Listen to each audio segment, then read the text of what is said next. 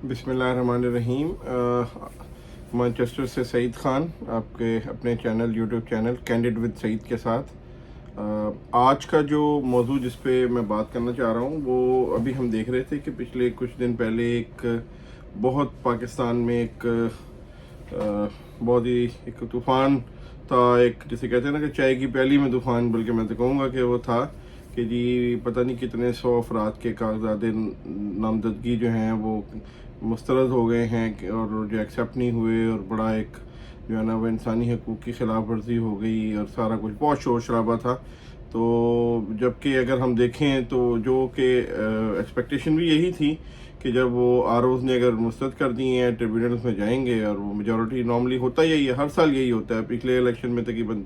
10 से 11% लोगों के कागजात मुस्तरद हुए थे, इस दफ़ा तकरीबन 13% के हुए हैं, तो कोई इतना बड़ा फ़र्क तो नहीं है। लेकिन बस वो शोर शराबा चूँकि इस दफ़ा ज़्यादा है, एक पार्टी को लग रहा है कि जैसे उनके साथ जो है ना उनको वो so called level playing field नहीं मिल रही, तो उस पे जो है वो अपना उन्होंने शोर शराबा शुरू कर दिया।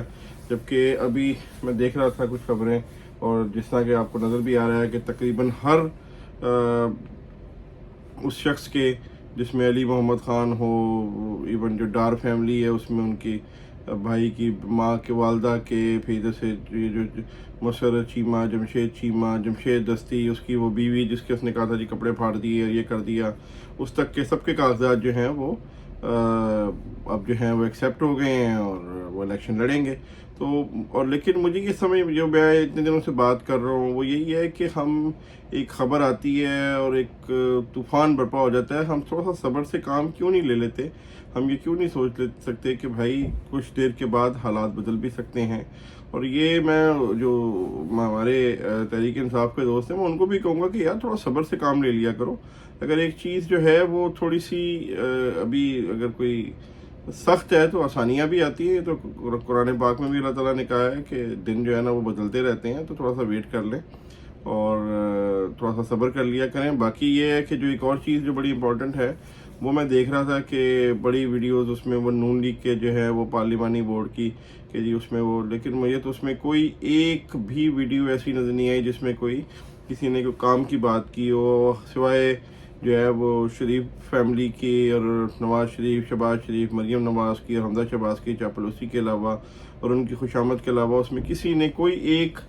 जुमला भी मुझे नज़र नहीं आया है कि उस पार्लिमानी बोर्ड में किसी ने कोई एक शायद उसके अलावा बोला हो। यहाँ तक कि वो इस हद तक लोग चापलूसी में थे कि एक साहब का तो मैं देख रहा था, कोई अब्बासी साहब, उन्होंने अपनी जायदाद तक